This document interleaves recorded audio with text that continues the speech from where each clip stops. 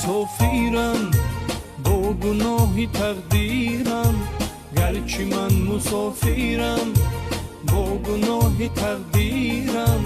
از وطن فراریم در غم وطن میرم، از وطن فراریم در غم وطن میرم.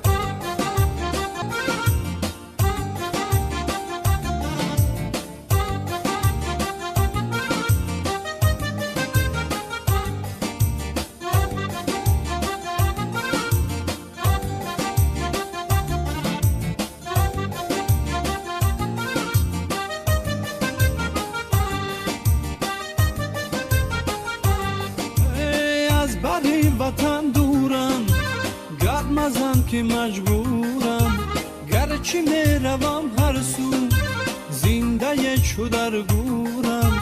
یادآورم من خاکش سیب و انگور و ناکش، در دیار بیگانه توشه من از خاکش. گرچه من مسافرم با گناه تقدیرم، گرچه من مسافرم با گناه تقدیرم.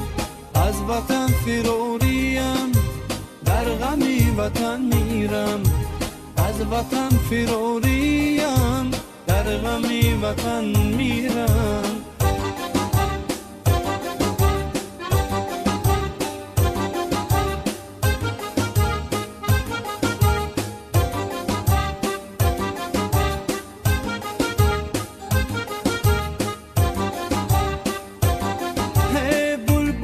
چمن جویم هر زمان وطن گویم، خاک و مشک و بویش را من همیشه می بویم.